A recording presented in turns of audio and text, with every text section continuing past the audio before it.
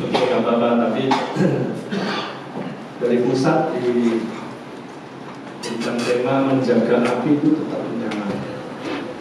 Dalam kaitannya, dalam subtemanya adalah menjaga hubungan yang harmonis. Nah ini pasti di sini ada suami istri atau yang datang istri doang, saya juga nggak tahu. Oke, kita buka saja di Imamat 6 ayat 18 sampai 13. Tapi saya mau soroti, ya. Buka aja di ayat 12, 13, 9 dulu, 9, 12 dan 13. Ya. Kita baca yang 9 ya. 2, 3. Perintahkanlah kepada Harun dan anak-anaknya, inilah hukum tentang korban bakaran. Korban bakaran itu haruslah tinggal di atas perapian di atas mesbah semalam sampai pagi, dan api mesbah haruslah dipelihara menyala di atasnya. Kita loncat saja langsung ke 12. Api yang di atas mesbah itu harus dijaga supaya terus menyala, jangan dibiarkan padam.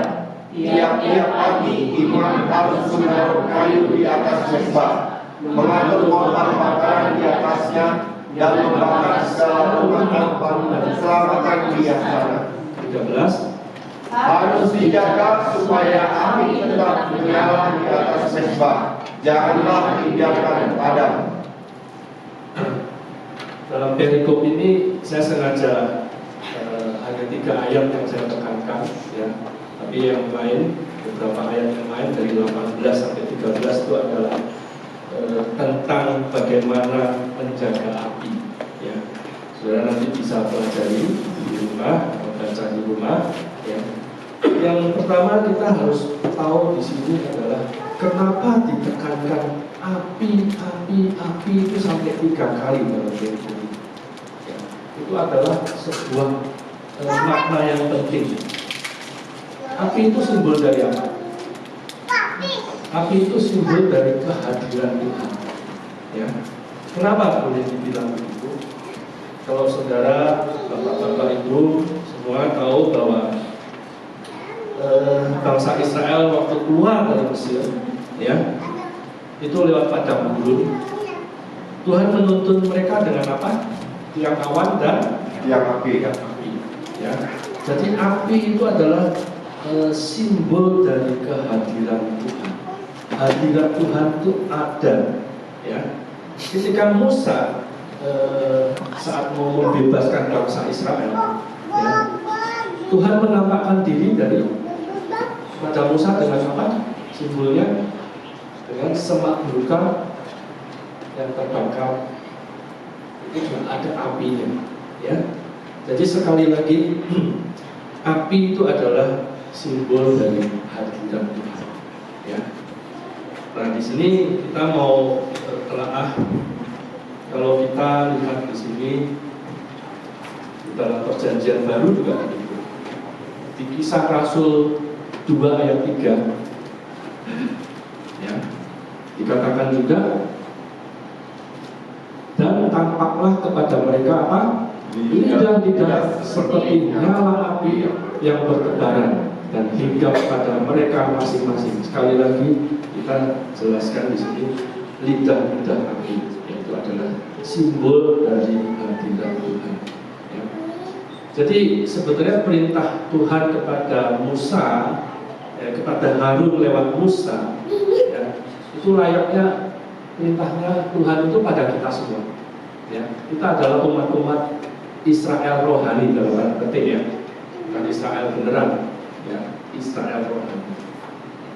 Jadi di sini kita harus tahu bahwa kita harus menjaga api dalam hubungan yang harmonis antara ayah, ibu, anak, ya. Itu selalu harus ada imam. Ya. Imam itu kita sebagai laki-laki di sini semua adalah imam. Ya, yang percaya, amin. Amin. Ya, kita ini semua laki-laki adalah imam. Tapi yang namanya imam itu kadang-kadang sebagai suami ya. Saya boleh ya mewakili suami-suami di sini ya. Kalau istri-istri di sini mungkin ya, yang khotbah di sini istri, mungkin ketika yang khotbah. Tapi saya mewakili suami. Isi hati suami. Boleh ya. Nah, istri-istri di sini saya percaya pasti setia pada suami. Amin. Ketika kita menghadapi suami, ya, suami itu sebagai imam, ya pasti ada kelemahan. Ya, siapa di sini suami-suami yang nggak punya kelemahan? Saya rasa pasti punya kelemahan. Ya. Nah, tugas suami sebagai imam, ya itu harus didukung oleh istri. Ya. Nah, istri ini kadang-kadang kita harus mengetahui isi hati suami kita itu kayak apa. Ya. Kadang-kadang suami pulang dari kantor, dari kerjaan, ada problem apa, ya istri itu harus ya ngerti lah, memahami lah sedikit-sedikit. Ya. Jadi saya pelajari ada beberapa yang menurut saya lah ya, anggap saya mewakili suami-suami di sini. Ngomongnya ke istri-istri yang ada di sini. Ada beberapa tips dari saya yang mewakili suami ini pada istri-istri. Suami itu butuh pengakuan yang tulus, pengakuan yang tulus dari istri, ya, yaitu sebuah respect dari istri. Contohnya gimana? Ketika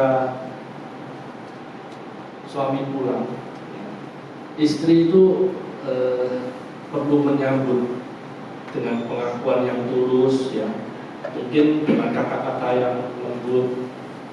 Ya, kalau saya dipanggil di rumah ini kan papi, ya.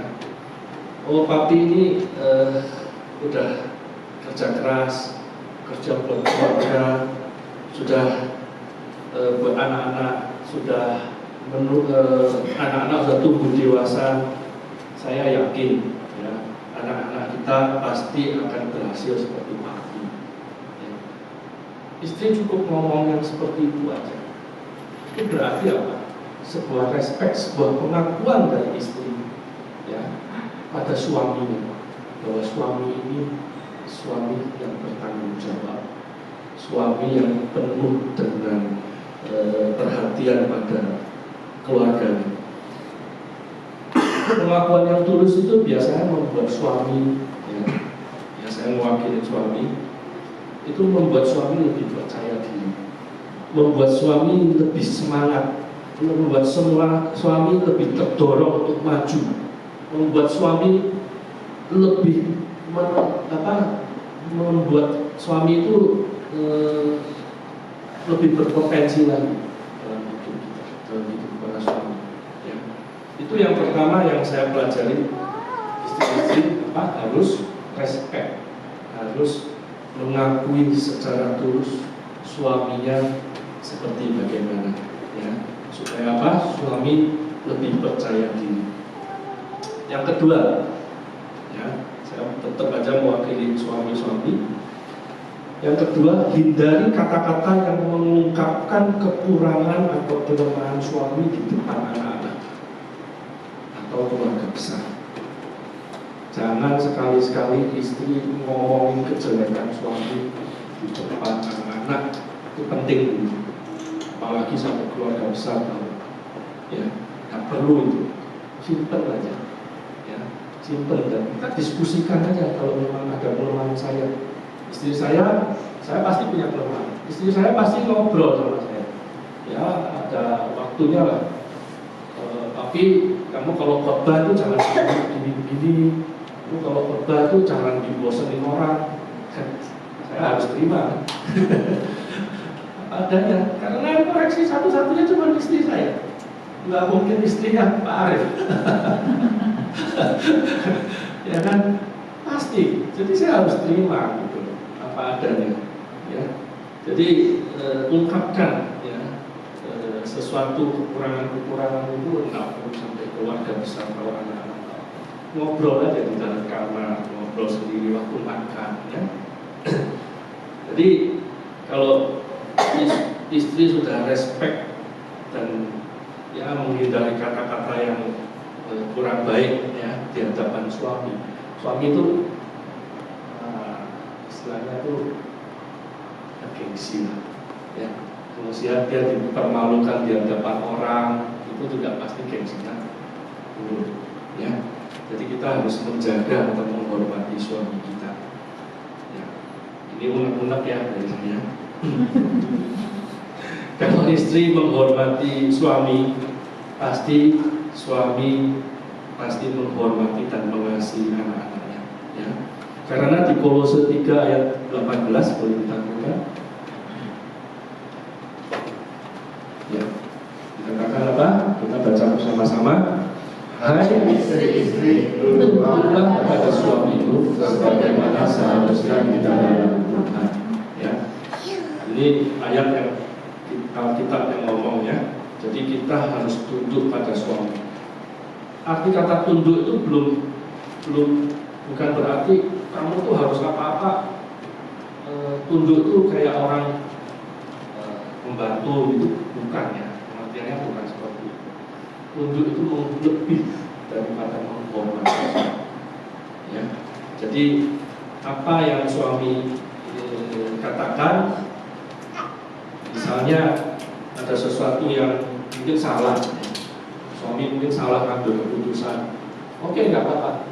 Sementara kita iyain dulu, kita hormati apa yang suami putuskan. Ya. Kalau memang ada salah, kita ngomong di belakang, kita koreksi suami, istri koreksi si suami. Ya. Jadi nggak usah harus berbantah-bantahan di depan orang. Ya. Nah, itu penting banget buat suami, supaya suami tetap sebagai kepala rumah tangga, ya, dia harus mengayomi keluarganya. Kemudian suami juga perlu diapresiasi. Siapa sih sebagai suami yang nggak senang dapat apresiasi? Dapat bunga, saya sih nggak suka bunga. Hadiah lah, hadiah apalah ya, kayak souvenir lah, apa, dapat dasi aja, ya senang juga. Pak Ega senang ya dapat dasi. Ya. Walaupun itu kira-kira ya bentuknya cuma sederhana, ya. Tapi nggak perlu cuma hanya materi aja sih. Ya. Sekali waktu kalau memang ada uang ya boleh diberikan sesuatu. Tapi yang paling penting itu adalah ucapan-ucapan yang tulus dari istri. Apa sih ucapan-ucapan yang tulus dari istri? Saya kalau di rumah nggak punya mbak, terus terang saya nggak punya mbak, karena mbak saya itu kecelakaan, ditabrak truk dari belakang, orangnya sampai dibuka, jangan ceritanya. Ya, jadi sampai sekarang dia udah mau kerja lagi, cuma kita yang mau, ya kasihan. Ya. Kalau sampai ada apa-apa, aduh, saya keluarganya jadi saya repot ya. Udah, mendingan kamu istirahat di rumah, terus dia minta, ya kalau ada kompensasi atau apa ya nggak apa-apa, kita tetap harus kasih, karena dia udah kerja ya. Dari anak saya masih kecil, 35 tahun itu. Jadi ya udah, dia minta ya sekedar buat modal, buat dagang. Yang penting dia ada aktivitas. Oke, nggak apa-apa, kita bantu. Anggap aja kayak artisan. Karena 35 tahun menurut saya kan nggak sebentar. Jadi anak saya masih kecil, masih bayi, ya. Jadi saya di mana-mana di rumah itu kerja sendiri, istri kadang-kadang capek, ya ngepel lah, bantuin ngepel, bantu cuci piring, kadang-kadang gosok lah, ya setrika, apa segala-galanya. Kalau istri, istilahnya saya udah capek-capek kerja di luar, ya. mungkin istri itu perlu ngasih apresiasi ke suami. Tapi terima kasih loh, sudah bantuin ngepel, sudah bantuin cuci piring, ya. Sebetulnya tugas-tugas begini kan ya sepele-sepele aja ya. Tapi sebagai suami ya kasih, ya sebagai istri itu kasih apresiasi sedikit ke suami, ya. Senang kok begitu, nggak perlu sampai kita ya, perlu apresiasi sedikit. Jadi suami itu lebih perhatian pada keluarganya, ya. Terus suami itu juga kadang-kadang perlu waktu menyendiri. Apa sih namanya kalau bahasa keren? Me time. Perlu kadang-kadang. Pulang dari kerja, pulang dari perusahaan atau dari kantor, ya. Kadang-kadang banyak masalah, ya. Kita suami-suami sering nggak ada masalah di kantor atau di luar, ketemu klien lah, ketemu siapa, ya. Saya pasti punya masalah, banyak sekali. Kliennya, bayarnya susah lah, pernah kejadian seperti ini, ya. Ya kadang-kadang saking keselnya pulang rumah, aduh, ya mau diam aja. Jangan terus pulang rumah istrinya nanyain yang gimana, jangan diberondong seperti itu. Ya. Itu suami kasihan banget. Kadang-kadang perlu juga kita kasih waktu suami untuk merenungkan apa yang terjadi. Kalau enggak pulang kerja itu ditawarin lah, tapi mau yang seger-seger kan? Nah, ini udah paling sering seger-seger. Ya. Itu suami pulang-pulang tuh udah rasanya udah yes, enak kan. Walaupun di luaran tuh rasanya aduh menjengkelkan sekali dunia bisnis sekarang. Ya, itu hal-hal yang sepele-sepele ya. Jadi nggak perlu langsung tanya. Kadang-kadang istri juga perlu unak-unak pulang. Ya. Kalau dibilang harus berapa ribu kata sehari? 10.000, banyak apa? Buat ngeluarin unek-unek gitu ya. Ya ngapain gitu loh. Suami udah capek-capek kerja dikasih unek-unek lagi keluar, udahlah. Ya, istri itu nggak perlu sampai seperti itu. Ya. Malah kita harus perlu berempati sama suami kita. Ya. Jadi harus jadi pendengar yang baik, ya. Jadi teman atau sahabat dalam berbicara dengan santai, ya. Bukan teman berdebat, ya. Kita harus belajar jadi sahabat. Walaupun kita kayaknya ada suami istri gitu ya, kadang perasaan jadi sahabat itu lebih penting daripada perasaan suami istri. Sahabat itu kadang-kadang lebih bisa menerima ngomongan temannya, ya. Gak apa-apa suami istri jadi sahabat, ya. Kayak orang pacaran aja dulu, ya. Jangan terlalu kaku, ya. Itu empati dari sang istri. Kalau mau belajar debat itu ya belajar sama Rocky Gerung aja. Saya ingat dapat video-videonya, tapi saya senang ini. Apa yang dipikirkan Rocky Gerung itu, ya, benar. Apa yang terjadi benar di negara ini seperti apa? Ya. Sekarang dia sudah diangkat jadi apa? Rocky Gerung. Jadi tahu? Juru bicara presiden. Saya baru ingat juga. Ya, berarti ini memang ilmu filsafat dia nggak cuma dasarnya cetek-cetek, memang dia bagus sekali, ya. Nah, selain itu suami harus dikasih ruang untuk bergaul juga sama teman-teman, ya. Suami itu kadang-kadang pulang rumah, kalau ketemu istri, anak, lu lagi, ya, kasih teman, kasih waktu bergaul teman-teman, ya. Tapi kalau di sini ada komunitas sel itu lebih bagus. Ya. Jalan-jalan sama teman-teman komsel, ya. Sudah ada teman komsel kan di sini banyak ya. Nah, jalan-jalan nonton bioskop bareng. Kalau perlu anak-anak, cucu-cucu, diajak aja sama teman-teman komsel ikut bareng. Ya, bagus. Saya lebih suka begitu. Nah, nanti kita makan bareng, nonton bareng. Nah, saat makan itu kadang-kadang kita butuh hal-hal yang istilahnya mendorong anak-anak kita, cucu kita. Ya.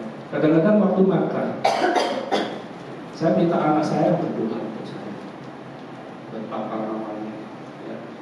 Nah, giliran juga pas makan lain, tempat lain lagi, cucu saya yang saya suruh berdoa untuk punggungnya, untuk poponya, ya, nggak ada salahnya, gitu. Jadi kita harus ajarin anak-anak kita, cucu-cucu kita untuk boleh berdoa untuk yang lebih senior, ya. Jadi kadang-kadang di sini kadang-kadang saya lihat anak-anak di mall waktu makan gitu ya, disiapinnya apa? Handphone. Depannya ada handphone sambil makan. Mendidik kan? Enggak. Ya. Jadi lebih baik waktu makan ngobrol dengan baik, ya. Punya waktu dengan baik. Jangan pakai handphone. Ya. Di beberapa negara maju, ya, itu sudah ada undang-undang. Anak umur 16 tahun ke bawah dilarang mengakses multimedia. Saya kadang-kadang juga bingung, gimana melarangnya kalau di rumah. Ya. Tapi kalau hukum ini istilahnya orang tua, kita sebagai orang tua taat pada hukum yang sudah diterbitkan oleh negara, pasti itu ada sesuatu hal yang positif, ya. Jadi orang bikin hukum itu enggak sekedar keluarin undang-undang, enggak. Pasti ada hal-hal positif yang bisa kita dapat, ya. Terus contohnya misalnya di Denmark, Swedia, Inggris itu juga lebih ketat. Anak di umur 20 tahun ke bawah itu sama sekali nggak boleh nyetir layar handphone. Nah, ini mau diterapin nggak orang tua ke anak-anak? Kan orang tuanya, ya. Jadi makanya kita perlu didik anak-anak kita, disiplinkan anak-anak cucu-cucu kita, ya, supaya nggak kecanduan sama handphone, sama gadget, ya. Terus sebagai istri, tetap aja ini saya mewakili suami, ya. Istri-istri kayaknya boleh ya, supaya nanti di rumah juga kita bisa terapkan. Coba istri atur waktu bareng, ya. Atur waktu yang terbaik untuk nonton bioskop, ya. Berduaan juga boleh, ya. Apalagi sama anak-anak, sama cucu boleh. Silakan nonton bareng. Kalau males nonton keluar, ya nonton TV aja di rumah. Sekarang multimedia banyak kok, Netflix lah, filmnya bagus-bagus lah, ya. Nonton aja bareng di rumah. Saya kalau tiap malam ngabisin film Korea, tidak ada yang bisa ditonton lagi. Bingung mau. Dan ini udah, ya itu udah, ini udah selesai. Karena saking capeknya, ulang yang ini deh bagus. Ini juga aja ya. Jadi perlu sesuatu kebersamaan ya antara suami istri dan anak, ya. Beberapa hal yang kita harus camkan di sini, ya. Kalau saudara pernah lihat YouTube dari Tiongkok punya, dari China punya, itu pendidikan YouTube di sana itu apa sih namanya? Bukan YouTube kan namanya. Kalau di Tiongkok itu ada istilah sendiri. Apa ya? Saya tahu. Weibo apa? Itu semua dikontrol oleh pemerintah. Ya. hal-hal yang negatif langsung cut. Jadi semua yang keluar dari yang keluar ke media massa itu hal-hal yang sudah disaring semua, disensor semua oleh pemerintah. Nah, saya pernah lihat di situ, rupanya ada sebuah pendidikan di sekolah SD di China. Dia dilihatkan ditonton itu kalau orang buang sampah di tol atau di jalan raya, susahnya apa? Tukang bersihin sampah. Sampai gimana caranya? Saya begitu lihat di YouTube, oh, rupanya polisi-polisi lalu lintas di sana naik motor itu dilatih bisa ngambil sampah tanpa harus berhenti. Jadi naik motor sambil naik motor gitu, ada sampah yang ngiringin motor gitu. Ini hal-hal yang sebuah pendidikan buat anak-anak di sana di Tiongkok untuk supaya sadar bahwa kamu itu jangan buang sampah sembarangan. Sulitnya seperti ini petugas-petugas untuk membersihkan jalan, ya.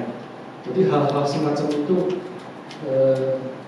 dididik, diberitahukan, dijejeli ke alam pikirannya anak-anak yang masih muda.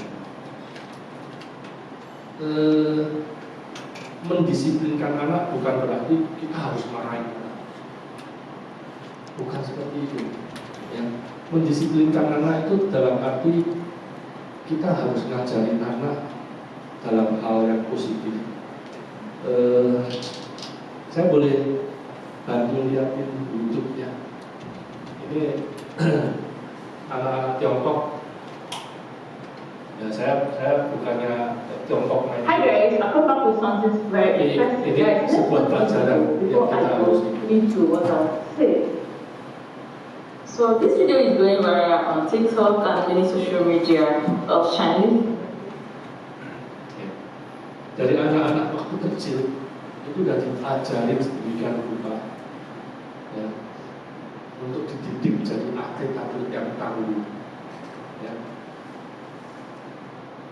Ini kalau orang tuanya lihat di sini juga bangga, ya. Anak kecil itu bisa main basket, bisa dribble sedemikian rupa, ya.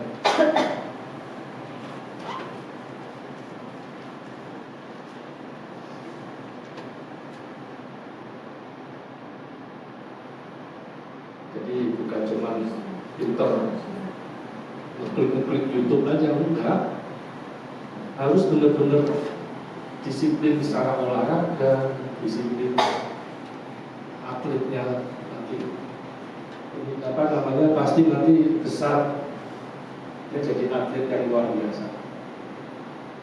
Ini cara didik mereka seperti itu.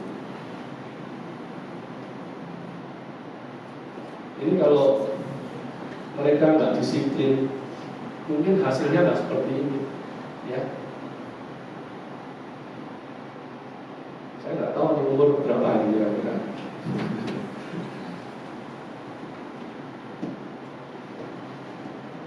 Jadi ini saya iseng ambil contoh aja supaya kita paham bahwa pendidikan disiplin buat anak-anak itu penting banget, ya. Jadi kita harus disiplinkan anak-anak, bukan berarti kita marahin, tapi kita arahkan, ya. Kita arahkan ke hal-hal yang positif, ya. Bukan kita biarin mengakses handphone. Saya kita bisa makan enak, dia juga yang penting bisa makan. Nah, itu salah, ya. Handphone boleh, tapi dipakai sebagaimana mestinya. Jangan dipakai untuk didik anak-anak. Nanti anak-anak belajarnya sama handphone, bukan sama orang tua, ya. Jadi ini perlu hubungan yang harmonis dalam hal ini. Anak-anak dan orang tua, cucu-cucu kita juga harus kita didik sedemikian rupa. Saya punya cucu di sini, supaya anak-anak tuh waktu anak-anak tuh mungkin ya kayak anak saya gitu. Mungkin dia nggak ngerti cara didik anaknya dia. Jadi mau nggak mau sebagai orang tua kita ikut bantu. Ya. Bantulah supaya anak-anak kita tuh paham. Oh, didik anakku seperti ini. Banyak hal-hal yang mungkin udah biarin aja mami lihat handphone, yang penting makannya habis. Nah, ini yang repot. Ya, enggak. Dalam hal waktu kita makan, justru itu waktu yang bagus sekali untuk kita ngobrol sama cucu-cucu. Itu penting banget, ya. Jadi perlu diperhatikan bahwa kita punya hubungan harmonis itu harus kita tetap jaga, ya. Sebagai suami, kita sebagai imam, kita harus menjaga api, menjaga hadirat Tuhan tetap ada dalam rumah tangga kita. Ya. Kita kadang-kadang kehilangan hadirat Tuhan, ya, akibatnya rumah tangga bisa aja bermasalah. Ya. Rumah tangga kadang-kadang iblis itu kan bisa aja cari celah untuk masuk mengintimidasi rumah tangga kita. Ya. Kita perlu menghadirkan hadirat Tuhan supaya api itu tetap menyala. Amin.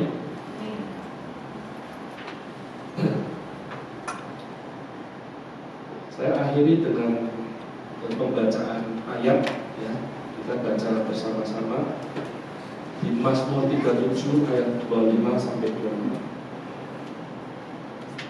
Ya. Kita baca sama-sama, ya. Mazmur 37 ayat 25 sampai 25. 23 ayat 25 dulu. Dahulu pemuda, sekarang menjadi tua, tetapi tidak pernah dilihat orang yang dekatkan atau anak cucunya benar-benar lagi. Tiap hari ia menanggung kasihan dan memberi pinjaman, dan anak cucunya menjadi berkat. Saya undang singer musik boleh bantu saya.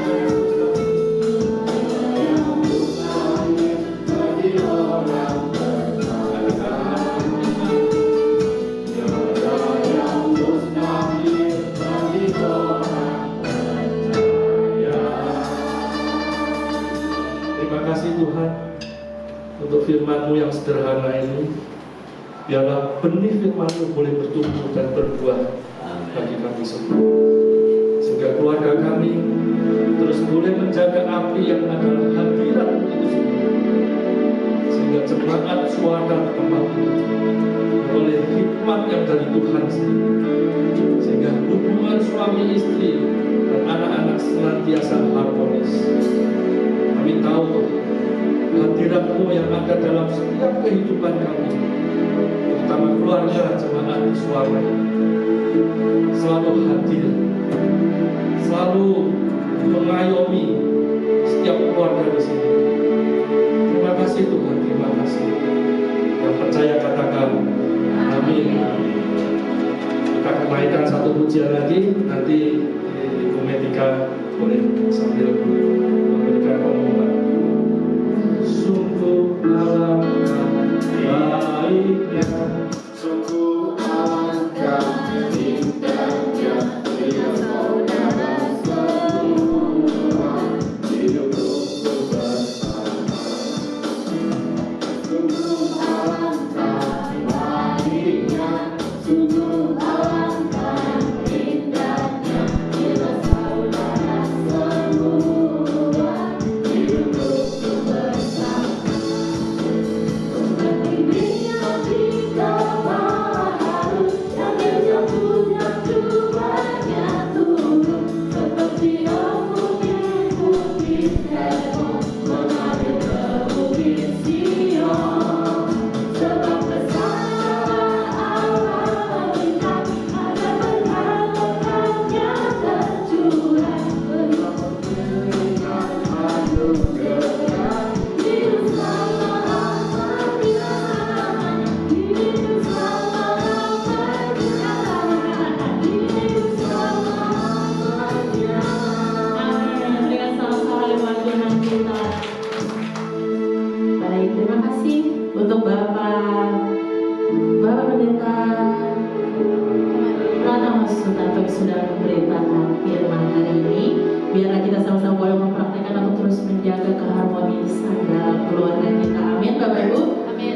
Baik, siang hari ini menjadi tugas kita sama-sama untuk terus memberitakan, jaga keharmonisan antar sesama kita juga.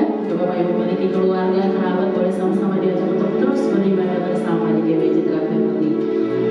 Dan hari ini saya akan membawakan renungan offering message singkat dan dari ayat Nehemia 10 ayat 39 yang berkata seperti ini.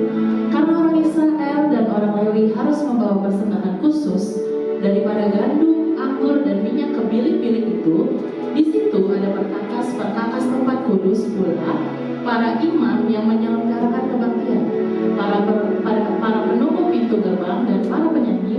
Kami tidak akan membiarkan rumah Allah kami kekurangan. Pada zaman Nehemia, Bapak Ibu Saudara, bangsa Israel kembali dari pembuangan dari Babel. Mereka membangun kembali tembok Yerusalem dan memperbaharui perjanjian dengan Tuhan. Salah satu komitmen penting yang mereka lakukan adalah mereka memastikan rumah Tuhan, pembangunan Bait Allah saat itu tidak kekurangan. Bagaimana dengan caranya? Mereka membawa persembahan hasil panen mereka seperti gandum, anggur, dan minyak dan hasil bumi lainnya kepada rumah Tuhan. Jadi bagi mereka memberi bukan cuma soal rutinitas saja yang mereka lakukan setiap hari, tapi itu menjadi bagian dari komitmen mereka untuk memastikan dan memulihkan pelayanan di rumah Tuhan pada zaman itu. Kalau kita bayangkan kita jadi satu orang Israel pada zaman itu, Bapak Ibu Saudara, setiap kali kita membawa persembahan, mereka sadar bahwa ini yang saya bawa adalah memastikan bahwa rumah Tuhan tetap hidup. Ini untuk memastikan pelayanan tidak berhenti.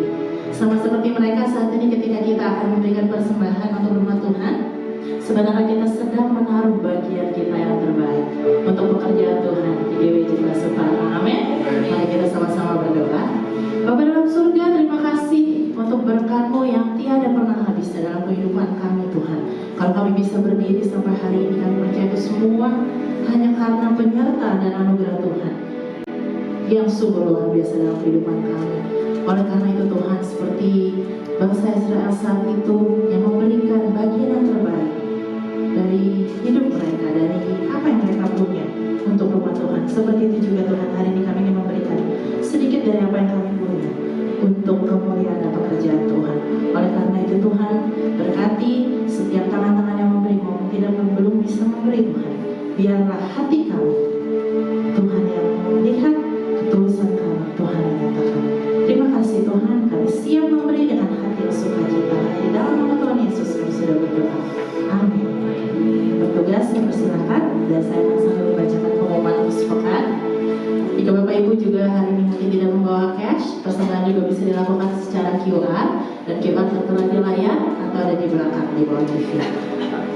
Minggu depan ibadah juga tetap dilaksanakan, yang akan dilayani oleh Ibu Pendeta Madia Martalim di jam dan tempat yang sama. Bapak Ibu Saudara boleh diajak kerabat, teman, anak, cucu ya beribadah bersama di sini. Lalu terus ada juga ibadah Aero Kids, yaitu sekolah minggu untuk anak usia 6 bulan sampai 12 tahun, dan di jam yang sama juga bersamaan akan ada ibadah teens, yaitu untuk usia remaja. Dan juga jika Bapak Ibu Saudara di sini belum terlibat dalam komunitas sel jemaat, dengan sukacita kami mengundang Bapak Ibu Saudara untuk ikut bergabung di komsel selanjutnya, yaitu di bulan depan pada tanggal 18 Oktober jam setengah 11 siang di tempat ini Bapak Ibu Saudara. Dan jika Bapak Ibu Saudara membutuhkan pelayanan jemaat seperti konseling dan pelayanan-pelayanan lainnya, boleh silakan menghubungi nomor sekretariat tertera, dan kami juga bisa dilihat konten-konten ibadah. Jika mau didengar lagi khotbah minggu ini dan minggu sebelumnya, juga bisa di reach di YouTube, kanal YouTube kami di Digital Family, dan juga bisa di reach out di Instagram. Baik, itu saja untuk hari ini Bapak Ibu Saudara. Kita akan menutup ibadah kita, kita akan berdoa, dan nanti doa berkat akan ditutup oleh Bapak Pendeta Ratu Sutanto. Terima kasih Tuhan. Tuhan, terima kasih untuk pagi hari ini, untuk sukacita yang Tuhan berikan untuk kami semua. Ingatkan kami kembali Tuhan, untuk terus memelihara hubungan yang harmonis di tengah-tengah keluarga kami, antara suami istri, antara orang tua dan anak, bahkan sampai ke cucu kami. Biarlah kami boleh meninggalkan legacy Tuhan. Biarlah kami boleh meninggalkan suatu nilai yang sesuai dengan firman Tuhan kepada anak-anak dan cucu kami Tuhan. Mampukan setiap kami Roh Kudus yang pimpin kami, dan biarlah Tuhan setiap nilai-nilai firman itu boleh tertanam, dan kami boleh mempraktekannya, dan kami boleh bawa pulang, dan banyak orang boleh dimenangkan dan diberkati lewat kehidupan kami. Terima kasih Tuhan. Hari ini kami berdoa untuk setiap jemaat Tuhan yang sudah hadir hari ini. Tuhan, Kau yang tahu apa yang sedang mereka gumulkan, apa yang sedang mereka rencanakan ke depan. Kami percaya Tuhan ada bersama-sama dengan mereka, dan Tuhan yang selalu mempersiapkan yang terbaik jauh di depan sana. Oleh karena itu Tuhan, biarlah Tuhan yang melihat setiap ketulusan, setiap hati jemaat-jemaat Tuhan yang setia di tempat ini. Tuhan yang memberkati dengan berlipat kali ganda. Kami percaya Tuhan yang akan selalu menyertai keluarga mereka, pekerjaan mereka, pelayanan mereka, dimanapun mereka berada. Tuhan yang boleh terbungkus. Terima kasih Tuhan untuk hari ini. Kami juga berdoa untuk Bapak dan Ibu Gembala kami Tuhan, yang mungkin hari ini gak bisa bersama-sama dengan kami. Tuhan berkati pelayanan mereka, berkati keluarganya, dimanapun mereka berada. Tuhan yang boleh memberkati. Kami juga ingin memberkati Tuhan untuk Bapak Sutanto yang hari ini sudah menjadi saluran berkat bagi kami. Biarlah Tuhan juga memberkati dalam pelayanannya, pekerjaannya. Biarlah hamba ini boleh dipakai lagi Tuhan lebih luar biasa lagi dalam segala aspek kehidupannya, dalam keluarganya, anak-anaknya, cucu-cucunya. Tuhan yang pelihara dan Tuhan yang memberkati. Terima kasih Tuhan untuk hari ini. Tuhan memberkati seluruh tim pelayanan yang sudah ambil bagian juga hari ini Tuhan. Biarlah Tuhan yang terus memberkati, kasih semangat yang luar biasa untuk terus melayani Tuhan. Terima kasih Tuhan, berkati aktivitas kami sepekan ke depan. Kami mau menyerahkan ke dalam tangan Tuhan, karena kami tahu kami tidak bisa berjalan sendiri Tuhan. Kami butuh Engkau. Oleh karena itu Tuhan yang sertai dalam setiap tugas tanggung jawab kami, pekerjaan kami, dimanapun kami berada. Engkau yang tutup bungkus. Terima kasih Tuhan, kami menyerahkan seluruh kehidupan kami ke dalam tangan-Mu. Tuhan jika sebentar kami akan pulang berpisah satu sama lainnya, Tuhan yang boleh memberkati dan biarlah kami boleh tiba ke rumah tanpa kekurangan satu apapun. Terima kasih Tuhan. Jika sebentar kami akan pulang dan kami akan menerima berkat melalui hamba.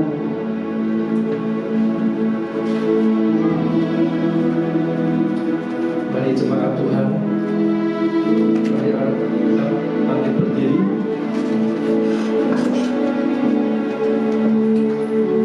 Jemaat Tuhan yang diberkati, mari arahkan hati kita kepada Tuhan.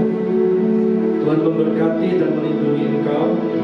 Tuhan menyinari engkau dengan wajah-Nya dan memberi engkau kasih karunia. Tuhan mengatakan wajah-Nya kepadamu dan memberi engkau damai sejahtera. Sebab itu pulanglah dengan membawa berkat yang berlimpah dari Bapa di surga, kasih setia dari Putranya yang tunggal Tuhan Yesus Kristus, serta penyertaan dari Allah Roh Kudus menyertai kita semua.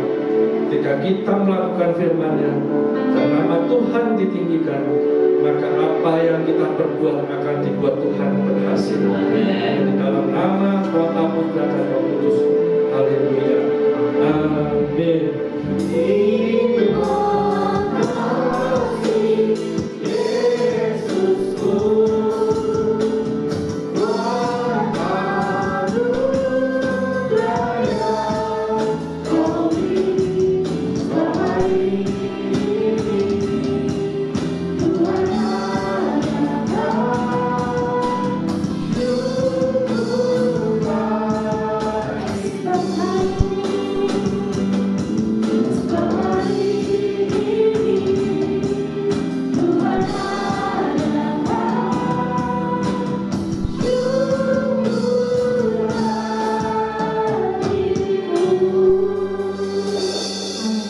Mari persilakan duduk bersama teduh. Selamat hari Minggu, Tuhan Yesus memberkati.